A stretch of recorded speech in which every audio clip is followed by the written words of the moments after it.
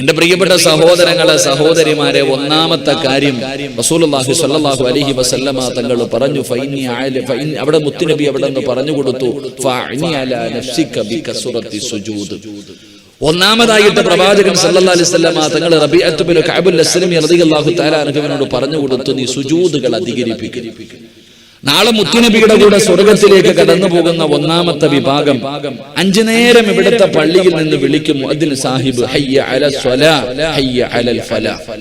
5 വഖത്ത് പള്ളിയിൽ നിന്ന് ബാങ്ക് വിളിക്കുമ്പോൾ ആരാണോ 5 വഖത്ത് നമസ്കരിക്കുന്നത് അവൻ നാളെ സ്വർഗത്തിൽ എന്റെ കൂടെയാണെന്ന് ആദരവായ പ്രവാചകൻ നബി മുഹമ്മദ് മുസ്തഫ ആദരവായ പ്രവാചകൻ നബി മുഹമ്മദ് മുസ്തഫ സല്ലല്ലാഹു അലൈഹി വസല്ലമ തങ്ങൾ പറയുന്നു, 5 വഖത്ത് നിസ്കരിക്കുന്നവർ നാളെ സ്വർഗത്തിൽ എന്റെ കൂടെയാണ്. ഇപ്പൊ നിങ്ങൾ ചോദിക്കുക, എന്റെ പൊന്നാര ഉസ്താദ്, പള്ളിയിൽ പോയാലും നിസ്കാരം, വയലിന് പോയാലും ഉസ്താദ്, ഇപ്പം ഉറൂസിന് വന്നാലും നിസ്കാരം, എവിടെയും നിസ്കാരത്തെ കുറിച്ച് വയല്, പിന്നെ എന്തിനെ കുറിച്ച് പറയണം? ഖബറിനെ കുറിച്ച് പറയണം. എന്റെ പ്രിയപ്പെട്ടവരെ, നബി സല്ലല്ലാഹു അലൈഹി വസല്ലമ തങ്ങൾ വഫാത്താകുമ്പോ ആ വഫാത്തിന്റെ വേളയിൽ സക്കറാത്തിന്റെ അവസ്ഥയിൽ കിടക്കുമ്പോഴും മുത്തുനബി പറഞ്ഞത് നിസ്കാരത്തെ കുറിച്ചാ, ഹജ്ജിന് പോകുന്നതിനെ കുറിച്ചല്ല. മുത്തുനബി നിസ്കാരത്തെ കുറിച്ചാ പറഞ്ഞത്. പക്ഷെ നമുക്കിന്ന് നിസ്കാരം, ഇന്നത്തെ തലമുറ നിസ്കരിച്ചില്ലെങ്കിൽ ഇപ്പൊ എന്നാ സംഭവിക്കാനായില്ലേ? എന്നാ സംഭവിക്കാനാ? ആഴ്ചയിൽ വെള്ളിയാഴ്ച മാത്രം പോകണം, അല്ലെങ്കിൽ എപ്പോഴെങ്കിലും എന്തിനാ 5 വഖത്തൊക്കെ പോകുന്ന, വല്ലപ്പോഴും ഒന്ന് പള്ളിയിൽ പോകണം. അതന്നെ, നിസ്കരിച്ചില്ലെങ്കിൽ ഒരു തെറ്റുമില്ല എന്ന ഇന്നത്തെ സമൂഹം കാണുന്നത്. റോഡിൽ ഇരുന്നാൽ പോലും കേറത്തില്ല. അതിനർത്ഥം എന്താ? ഇപ്പൊ നിസ്കരിച്ചിട്ട് എന്നാ കിട്ടാനാ അല്ലെ? അതിന്റെ ഗൗരവം നമുക്കറിയില്ല. എന്നാൽ മദീനത്ത് മുത്തുനബി സല്ലല്ലാഹു അലൈഹി വസല്ലമ തങ്ങളുടെ റൗള ശരീഫിന്റെ ചാരത്തൊരു സഹാബി കിടക്കുന്നുണ്ട്, മഹാനായ സയ്യിദുനാ ഉമർ ഇബ്നുൽ ഖത്താബ് റളിയല്ലാഹു അൻഹു. നിങ്ങൾ ചോദിക്കുമല്ലോ, ഉസ്താദെ 27 കോടി മുസ്ലിമീങ്ങൾ ഇന്ത്യയിലുണ്ട്, എല്ലാവരും ദുആ ചെയ്തു, അല്ലാഹ് നോമ്പ് പിടിച്ചു, തറാവീഹ് എന്ന് തസ്ബീഹ് നിസ്കരിച്ചു, ഒരുപാട് പേര് ഒരുപാട് കാര്യങ്ങൾ ചെയ്തിട്ട് ദുആ ചെയ്തു, കോടതിയുടെ കണ്ണ് തുറക്കാൻ. എന്തേ തുറക്കാനേ? എന്തേ അല്ലാഹ് നമ്മളെ സഹായിക്കാത്ത? എന്തുകൊണ്ട് നമ്മളെ സഹായിക്കുന്നില്ല? നിങ്ങൾ ആലോചിക്കൂ സഹോദര. ബദരീങ്ങൾ 313 പേര്, ആ ബദരീങ്ങൾ ബദറിന്റെ രണാങ്കണത്തിലേക്ക് പോയപ്പോ അല്ലാഹുവിനോട് ദുആ ചെയ്തിട്ട് പോയി, പടച്ച റബ്ബിന്റെ സഹായം കിട്ടി. പക്ഷെ നമ്മളൊക്കെ അല്ലാഹുവിനോട് ദുആ ചെയ്തിട്ട് പടച്ച റബ്ബിന്റെ സഹായം കിട്ടുന്നില്ല.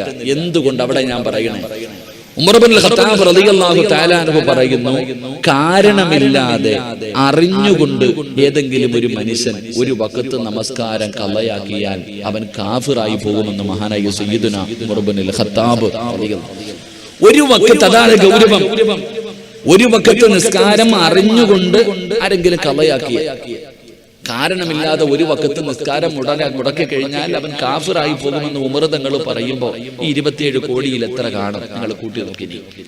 ഈ 27 കോടി മുസ്ലിമീങ്ങളിൽ എത്ര മുസ്ലിമീങ്ങൾ കാണുമെന്ന് ആദ്യം നിങ്ങൾ ചിന്തിക്കുക. നിസ്കാരത്തിന്റെ ഗൗരവം അതാ നമ്മൾ മനസ്സിലാക്കണില്ല. നമുക്ക് എന്തെങ്കിലും ജോലിക്ക് പോയാൽ നിസ്കരിക്കണ്ട, ഉറങ്ങിപ്പോയാൽ അങ്ങോട്ട് ഓരോ കാരണങ്ങളാണ് നിസ്കരിക്കാതിരിക്കാനുള്ള കാരണം. എന്റെ പ്രിയപ്പെട്ടവർ, അതിന്റെ ഗൗരവം നമ്മൾ മനസ്സിലാക്കുന്നില്ല. നിസ്കാരം എന്ന് പറഞ്ഞാൽ കളിയല്ല സഹോദര. ഒറ്റ വഖത്ത് മതി സ്വർഗത്തിൽ പോകാൻ.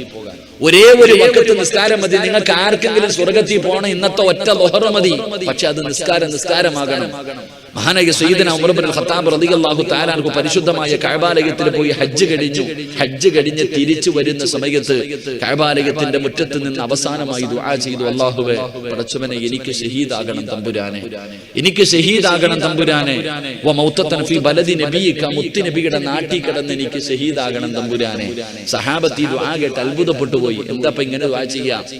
കാരണം ഇത് നടക്കാൻ സാധ്യതയില്ലാത്ത കാര്യമാണ്. ഉമർ തങ്ങൾ മക്കത്ത് വന്നു. അവസാനം വെള്ളിയാഴ്ച പള്ളിയിൽ കയറി ഖുതുബ പ്രഭാഷണം നടത്തി. എന്നിട്ട് അവിടെ നൂസിക്കുമ്പി തഖ്വ കൊണ്ട് വസിയ്യത്ത് ചെയ്തിട്ട് തന്റെ സമൂഹത്തോട് പറഞ്ഞു, എന്റെ മരണം അടുത്തു, ഞാൻ പോവാ. എന്റെ പ്രിയപ്പെട്ടവരെ, പിറ്റേ ദിവസം ശനിയാഴ്ച രാവിലെ സുബഹി നമസ്കരിക്കാൻ ഉമർ തങ്ങൾ പള്ളിയിലേക്ക് കടന്നു വന്നു. അവിടെ നിക്കാമത്ത് കൊടുത്തു. പള്ളിയിൽ ഇമാമായിട്ടായിട്ട് കയറി നിന്ന് നമസ്കാരം തുടങ്ങി. സൂറത്തു യൂസുഫ് സുബഹിക്ക് ഓതുക. നമ്മളെ പോലെ ചെറിയ സൂറത്തല്ല, നമ്മൾ കുലുഹല്ല ഓതണേ. സൂറത്ത് യൂസുഫ് ഓതിയിട്ട് ഉമർ റളിയല്ലാഹു തആല അൻഹു പള്ളിയിൽ നമസ്കരിക്കുന്നു. 100 കണക്കിന് സ്വഹാബത്ത് പുറകിൽ നിൽക്കുന്നുണ്ട്. അങ്ങനെ പള്ളിയിൽ നമസ്കാരം നടന്നുകൊണ്ടിരിക്കുന്ന സമയത്ത് അബൂ ലുഅ്ലു എന്ന് പറയുന്ന മജൂസിയായ ഒരു മനുഷ്യൻ പള്ളിക്കകത്ത് കയറി വന്നിട്ട് ഇമാമിന്റെ അടിവയറ്റിലേക്ക് കത്തി അങ്ങ് കുത്തിക്കയറ്റി. ഇമാമിനെ കുത്തി മലർത്തി ഇറങ്ങി പോകുന്ന സമയത്ത് അവിടെ നിന്ന് 7ഓളം വരുന്ന സ്വഹാബത്ത് കുത്തുകൊണ്ട് മരണപ്പെട്ടു എന്ന് ചരിത്രം പറയുകയാണ്. ഏകദേശം 7ഓളം വരുന്ന സ്വഹാബികൾ കുത്തുകൊണ്ട് രക്തത്തിൽ കിടന്ന് പള്ളിക്കകത്ത് കിടന്ന് മരണവപ്രാളത്തിൽ പിടയുകയാ. ഇമാമ് തന്റെ കണ്ണിന്റെ മുന്നിൽ കുത്തുകൊണ്ട് നിൽക്കുകയാ. എന്റെ പ്രിയപ്പെട്ട സഹോദരങ്ങളെ, ആ പള്ളിക്കകത്ത് നമസ്കരിച്ചു കൊണ്ടിരുന്ന ഒരൊറ്റ സഹാബി പോലും കെട്ടിയ കൈ പോലും അഴിച്ചില്ല. ഒരാളും ഇറങ്ങി ഓടിയില്ല, ഒരാളും വിളിച്ചു പോവിയില്ല. ആ കെട്ടിയ കൈ എല്ലാ സ്വഹാബികളും അതുപോലെ തന്നെ വെച്ചിരിക്കുകയാ. കാരണം അവര് നിൽക്കുന്നത് അല്ലാഹുവിന്റെ മുന്നിലാണ്. നമ്മളെപ്പോലല്ല അവര് നിൽക്കുന്നത് പടച്ച റബ്ബിന്റെ മുന്നിലാണ്. ഈ പ്രപഞ്ചം മുഴുവൻ മടക്കി ഭരിക്കുന്ന രാജാതിരാജനായ മലിക്കുൽ ജബ്ബാറായ സർവാധിനാഥനായ സർവാധിപരനായ അല്ലാഹുവിന്റെ മുന്നിലാണ്. അവര് കൈകെട്ടിയിട്ട് അല്ലാഹുവിനോട് ചെയ്ത കരാറെന്താണ്? എല്ലാവരും അല്ലാഹുവിനോട് നമസ്കരിക്കാൻ കൈകെട്ടികെട്ടവരെന്ന് കരാറ് ചെയ്യുമല്ലോ.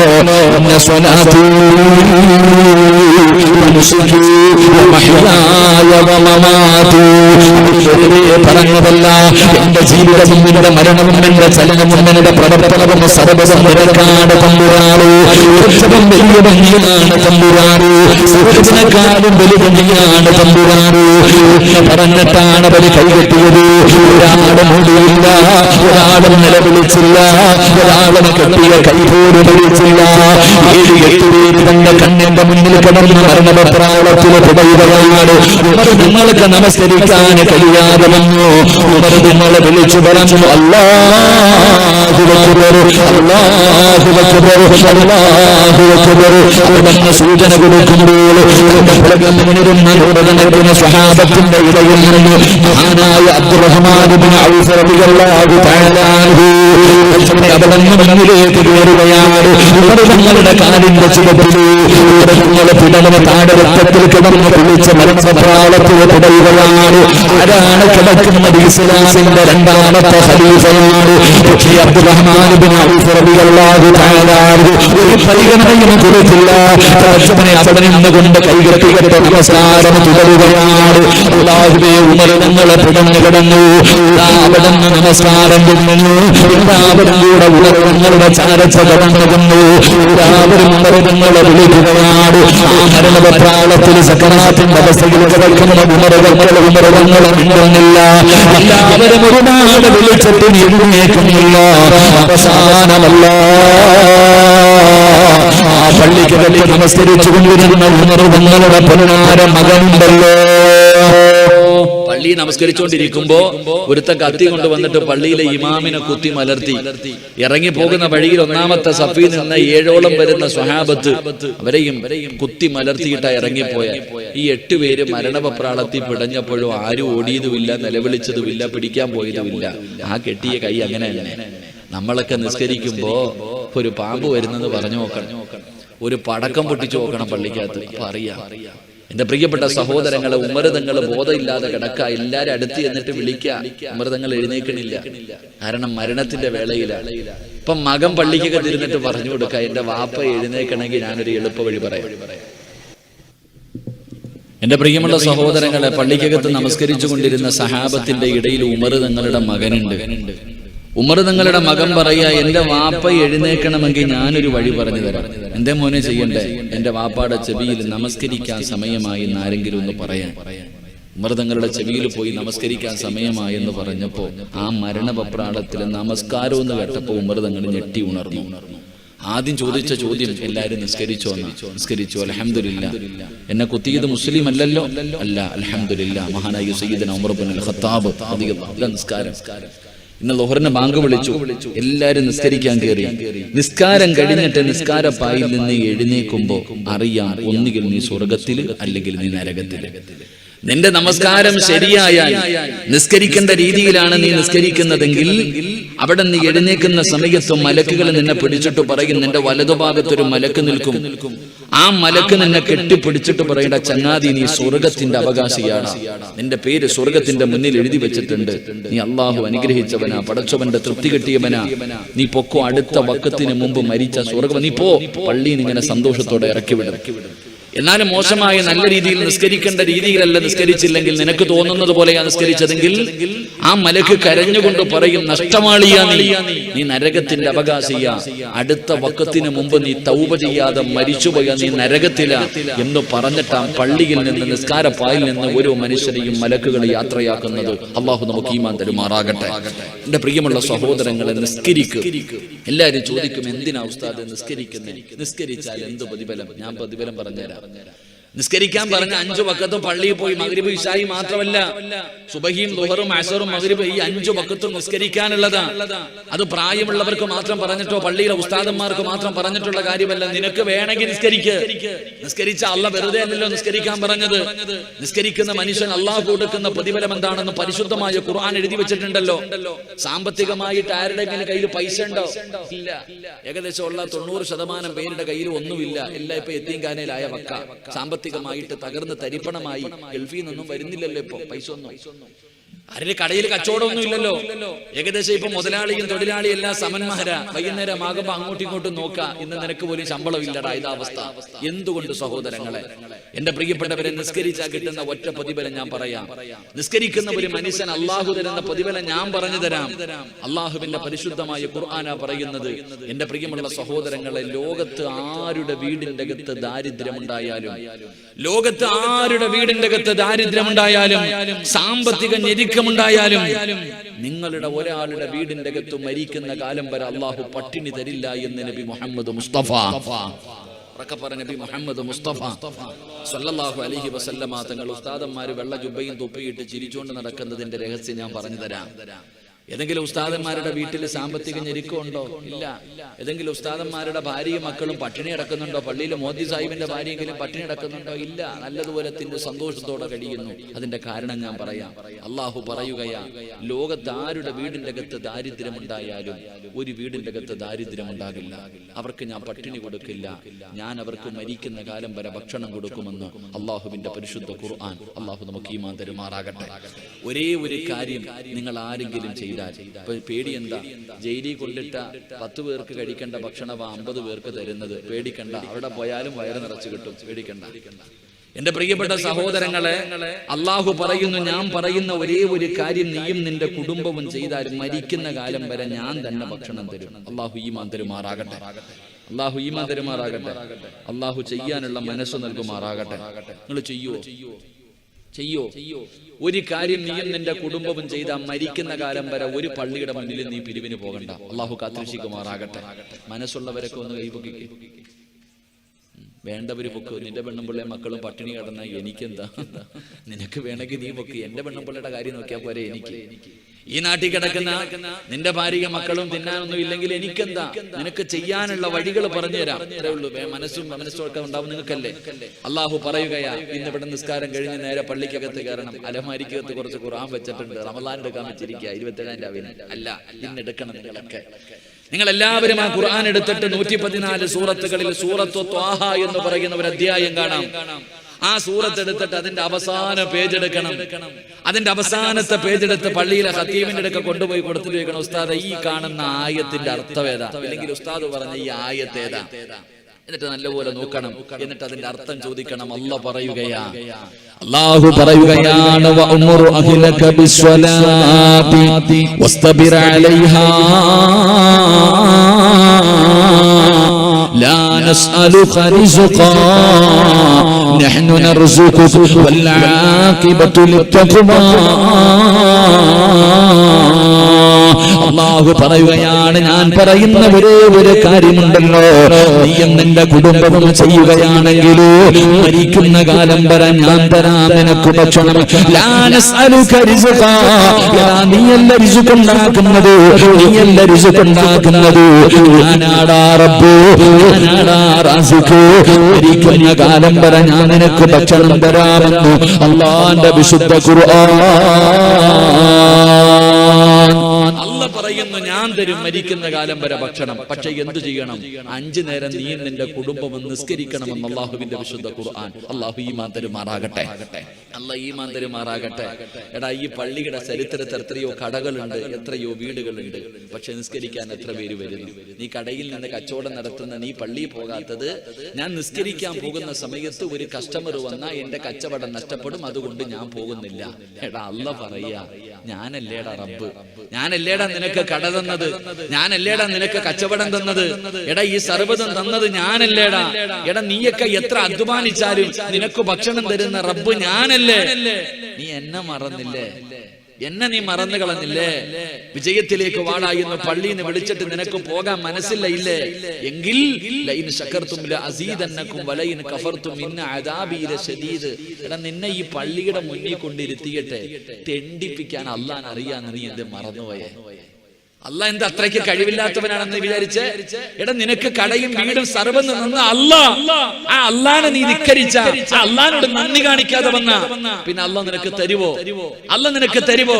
അള്ളാഹ് പറയുന്നടാ, 5 നേരം നീയും നിന്റെ കുടുംബം നിസ്കരിച്ച ഞാൻ തരാടാ ഭക്ഷണം മരിക്കണ കാലം വരെ. നീ ഒരുത്തന്റെ വീടിന്റെ മുന്നിൽ തെണ്ടാൻ പോണ്ട, പിരിവെടുക്കാൻ പോണ്ട, അപേക്ഷ കൊടുത്ത് സംഘടന ഓഫീസിന്റെ മുന്നിൽ കാത്തു കിടക്കണ്ട.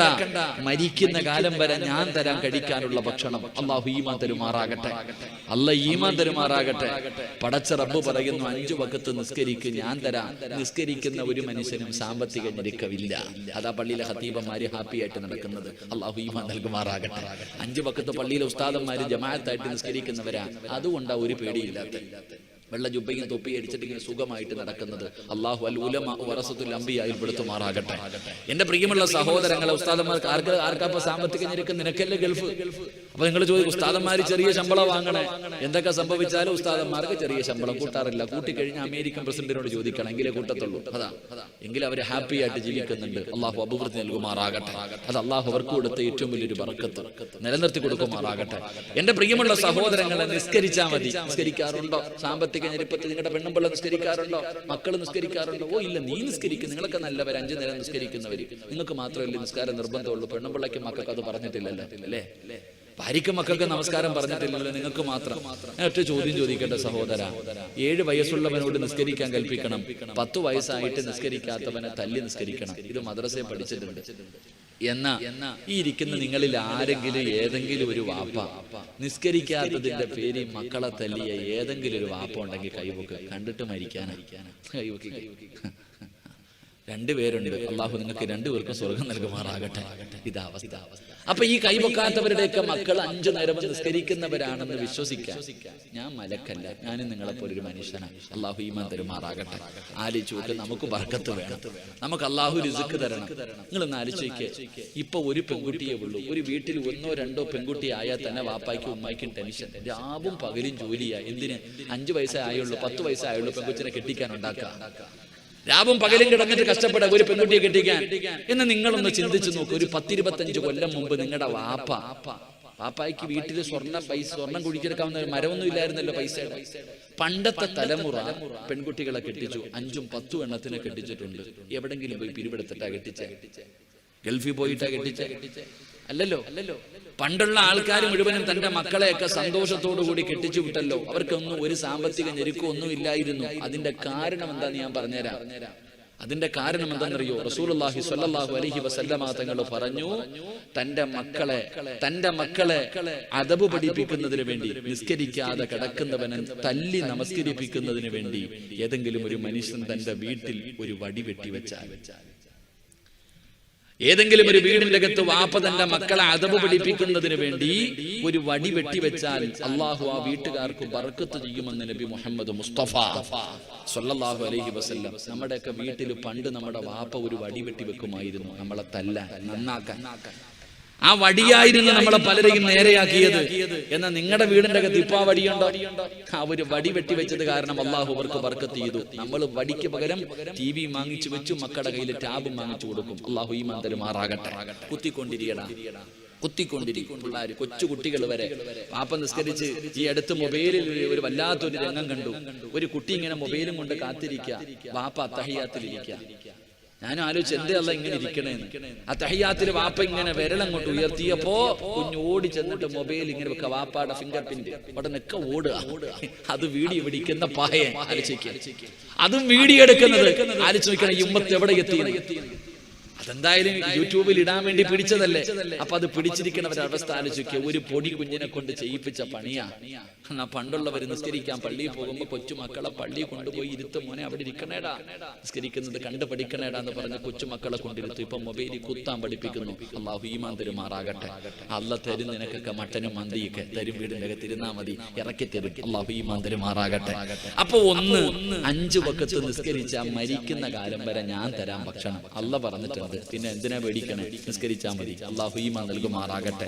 2, എല്ലാവർക്കും ആഗ്രഹം ഈമാനോടുകൂടിയുള്ള ഒരു മരണം വേണം. എല്ലാവരുടെ ആഗ്രഹമായി ഈ ലോകത്ത് നിന്ന് യാത്ര പറയുന്ന സമയം ഒരു നല്ല മരണം വേണം. അള്ളാഹു നൽകി അനുഗ്രഹിക്കുമാറാകട്ടെ. അള്ളാഹു നമുക്കൊക്കെ ഷഹീദിന്റെ കൂലി കിട്ടുന്ന മരണം നൽകുമാറാകട്ടെ. വെള്ളിയാഴ്ച രാവിലോ പകലിലോ മരിക്കാൻ അള്ളാഹു ഭാഗ്യം തരുമാറാകട്ടെ. നിങ്ങൾക്ക് ആർക്കെങ്കിലും നല്ല മരണം വേണം? ഇടയ്ക്കിടയ്ക്ക് പറയുമല്ലോ, ഉസ്താദ് എന്റെ വാപ്പ മരിച്ചത് വെള്ളിയാഴ്ചയാ, എന്റെ ഉമ്മ മരിച്ചത് റമദാൻ 17-നാ. നിനക്ക് വല്ലതും കിട്ടുമോ വാപ്പ വെള്ളിയാഴ്ച മരിച്ച? ചില ആൾക്കാർ ഇങ്ങനെ പറഞ്ഞിടക്ക് എന്റെ ഉമ്മ മരിച്ചത് റമദാൻ 17-ന്, ഉമ്മ ലാ ഇലാഹ ഇല്ലല്ലാഹ് എന്ന് ഉറക്കെ പറഞ്ഞു മരിക്കുന്ന ഞാൻ കേട്ടു ഉസ്താദ് എന്നൊക്കെ പറയാറുണ്ടല്ലോ. നിനക്ക് എന്തെങ്കിലും കിട്ടുമോ? പറഞ്ഞ എന്റെ വാപ്പ വെള്ളിയാഴ്ച മരിച്ചാൽ എനിക്ക് വല്ലതും കിട്ടുമോ? എനിക്കൊന്നും കിട്ടത്തില്ല. എനിക്ക് വല്ലതും കിട്ടണമെങ്കിൽ ഞാനും വെള്ളിയാഴ്ച മരിക്കണം. ഞാൻ നിങ്ങളോട് പറയുന്നത്, നിങ്ങൾക്ക് ആർക്കെങ്കിലും ഒരു നല്ല മരണം വേണോ? അല്ല പറഞ്ഞു എനിക്ക് പൈസ ഒന്നും വേണ്ട, ഞാൻ തരാം. അല്ലാഹു പറയുകയാണ്, നിങ്ങൾക്ക് ആർക്കെങ്കിലും നല്ല മരണം വേണോ? ഈ പള്ളിയിൽ നിന്ന് 5 വഖത്ത് ബാങ്ക് വിളിക്കുമ്പോ നിങ്ങൾ ആരെങ്കിലും പള്ളിയിൽ പോയി ജമാഅത്തായി നിസ്കരിച്ചാൽ വൽആഖിബത്തു ലിത്തഖ്വാ, നിന്റെ അവസാനം ഞാൻ നന്നാക്കി തരാമെന്ന് പടച്ചുറപ്പ് പറയുമ്പോ എന്റെ പ്രിയമുള്ള സഹോദരങ്ങളെ, നല്ല മരണമാണ് അല്ലാഹു ഓഫർ ചെയ്യുന്നത്. എന്റെ സമ്പാദ്യം മുഴുവനും പടച്ചുറപ്പിന്റെ ദീനിന് വേണ്ടി കൊടുക്കുന്ന മനുഷ്യന്റെ പ്രതിഫലമല്ല. ഈ പള്ളിയിലെ ബാങ്ക് വിളിക്കുമ്പോ കടന്നു വന്നു ഇവിടുത്തെ ബഹുമാനായ ഖതീബ് ഉസ്താദിന്റെ പുറകിൽ നിന്നുകൊണ്ട് 4 റക്അത്ത് നമസ്കരിക്കുന്നവർ, ആ നമസ്കരിക്കുന്ന മനുഷ്യന് പടച്ചുറപ്പ് കൊടുക്കുന്ന ഓഫറാണ്, നിനക്ക് ഞാനൊരു നല്ല മരണം തരാം. എത്രയോ പേരുടെ ചിരിക്കുന്ന മുഖം കണ്ട ബാപ്പാ, വെള്ളിയാഴ്ച ജുമഅയ്ക്ക് മുമ്പ് എത്രയോ പേരെ പള്ളിപ്പറമ്പിലെ ഖബറിന്റെ അകത്ത് ഇറക്കി വെച്ച മുസ്ലിമേ, നിനക്കും അങ്ങനെ ഒരാഗ്രഹമില്ലോ? ഈ കിടക്കുന്ന ശുഹദാക്കളെ കടന്നു പോകുന്ന പടച്ചറപ്പിന്റെ സ്വർഗ്ഗമുണ്ടല്ലോ, ആ സ്വർഗ്ഗത്തിലേക്ക് കടന്നു പോകാൻ നിങ്ങൾ എത്ര വലിയ ഭാഗ്യവാന്മാരാണ്. ഈ കിടക്കുന്ന ശുഹദാക്കളെ കാണുന്നവരല്ലോ, അവരുടെ സാമീപ്യം ലഭിക്കുന്നവരല്ലോ, അവരുടെ മഖാമ സിയാറത്ത് ചെയ്യുന്നവരല്ലോ. മഹാന്മാരി മണിയറക്കതായി ഖബറിന്റെ അകത്ത് കിടന്ന് മണിയറക്കകത്ത് കിടക്കുന്നത് പോലെ ഞാൻ പറയുന്നതും ഈ ഖബറിന്റെ അകത്ത് കിടന്നവർ കേട്ടുകൊണ്ടിരിക്കുകയാണ്. ആ മഹാന്മാരുടെ ചാരത്ത് പടച്ചവനെ നമസ്കരിക്കാൻ അല്ലാഹു ഒരു നല്ല അവസരം തന്നിട്ടു പാഴാക്കി കളയുന്ന സഹോദരാ, എന്തേടാ ചെറുപ്പക്കാരാ, പ്രായമുള്ളവര് മാത്രമേ പള്ളിയിലുള്ളൂ? ഈ നാട്ടിലെ ചെറുപ്പക്കാർക്ക് എന്തേ സംഭവിച്ചത്? പള്ളിയിൽ എന്തേ കേറാൻ നിനക്കെത്ര മടിയെന്തേടാ? പള്ളിയോട് നിനക്കിത്ര ദേഷ്യമെന്തേടാ? അവസാനം നിന്നെ കൊണ്ടുവന്ന് കുടിച്ചിടുന്നത് ഈ പള്ളിപ്പറമ്പിലല്ലേ ചെറുപ്പക്കാരാ? നിനക്കെന്ത് പറ്റി മോനെ? നീ എന്തേ ചിന്തിക്കാത്തത്? എന്നെ പോലെ ജീവിച്ചിരുന്ന ഒരുപാട് ചെറുപ്പക്കാരുടെ ചരിത്രങ്ങൾ ഹദീസിന്റെ കിതാബുകളിൽ കാണാം. എന്റെ ചെറുപ്പക്കാർക്ക് ഞാനൊരു ചരിത്രം പറയാ. മോനെ ഹുബൈബ് ഇബ്നു അദി എന്ന് പറയുന്ന ഒരു ചെറുപ്പക്കാരനുണ്ടായിരുന്നു.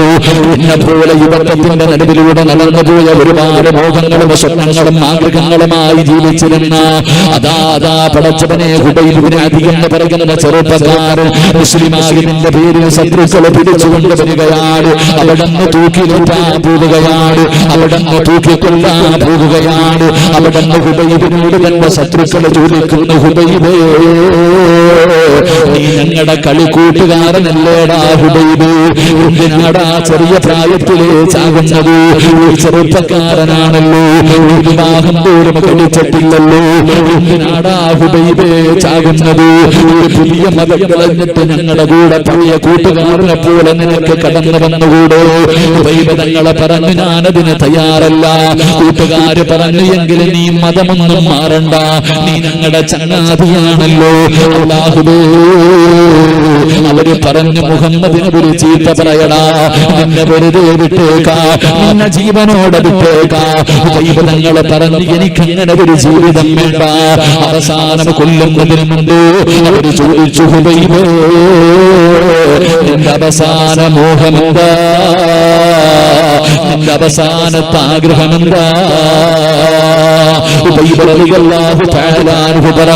എനിക്ക് 2 റക്അത്ത് നമസ്കരിക്കണം, എനിക്ക് 2 റക്അത്ത് നമസ്കരിക്കണം. അല്ലാഹുവേ അവിടുന്ന് നമസ്കരിക്കാൻ അനുവാദം കൊടുത്തു. റളിയല്ലാഹു തആല 2 റക്അത്ത് ചെറിയ സൂറത്തുകൾ ഓതിയിട്ട് പെട്ടെന്ന് നമസ്കരിച്ചു. നമസ്കാരം കഴിഞ്ഞ് സുജൂദിലേക്ക് വീണു. എന്നിട്ട് കരഞ്ഞുകൊണ്ട് പറയുന്നു, നാഥാ എപ്പോഴും ഞാൻ വലിയ സൂറത്തുകൾ ഓതിയിട്ടാണ് നമസ്കരിക്കാറ്, ചെറുതാണ് ഓതിയത്. ഇഷ്ടമില്ലാഞ്ഞിട്ടല്ല, ആഗ്രഹമില്ലാഞ്ഞിട്ടല്ല. അല്ലാഹുവേ എന്റെ നമസ്കാരം നീണ്ടുപോയാൽ ഇവന്മാര് വിചാരിക്കും എനിക്ക് മരിക്കാൻ പേടിയാണെന്ന്. എന്തിനാണല്ല ഞാൻ പേടിക്കുന്നത്? സുജൂദിൽ നിന്ന് എഴുന്നേറ്റ് കഴുകുമരത്തിന്റെ മുകളിലേക്ക് കയറുകയാണ്. ശത്രുക്കളെ തന്റെ കഴുത്തിലേക്ക് കയറിപ്പെട്ടു. ദൈവതങ്ങളെ തൂക്കിലേറ്റുമ്പോ ആ കയറിൽ കിടന്ന് പിടയുകയാ. മരണപ്രായത്തിൽ ഹുബൈബ് റളിയല്ലാഹു തആല പിടയുന്നത് കണ്ടു. താഴെ നിൽക്കുന്ന ശത്രുക്കളെ മുഴുവനും കളിയാക്കുകയാണ്, അവര് ചിരിക്കുകയാണ്, അവര് പരിഹസിക്കുകയാണ്, അവരത് കണ്ടുകൊണ്ട് ആനന്ദിക്കുകയാണ്. ഇതാ തൂക്കുമരത്തിൽ കടന്ന് പിടയുന്ന ഹുബൈബ് റളിയല്ലാഹു തആല ഇതിനോട് അല്ലാഹുവേ മലക്കുകൾ ചോദിക്കുകയാ, അള്ളാന്റെ മലക്കുകൾ ചോദിക്കുകയാ, എന്തിനാ ഹുബൈബേ പേടിക്കുന്നത്? എന്തിനാ ഹുബൈബേ നീ വിഷമിക്കുന്നത്? നോക്കടാ ഹുബൈബേ, സ്വർഗത്തിലെ പട്ടുവസ്ത്രം കയ്യിൽ പിടിച്ചുകൊണ്ട് പടച്ചറപ്പിന്റെ മലക്കുകൾ നിരന്നു നിൽക്കുന്നത് കണ്ടോ? നിന്നെ സ്വീകരിക്കാനാ ശത്രുക്കളെ ഹുബൈബ് റളിയല്ലാഹു തആല എതിരെ നിർത്തിയെത്താണ് തൂക്കിക്കൊന്നത്. അല്ലാഹുവിന്റെ മലക്കുകൾ അവിടുന്ന് പറഞ്ഞു കൊടുത്തു, أيتها النفس المطمئنة ارجعي إلى ربك راضية مرضية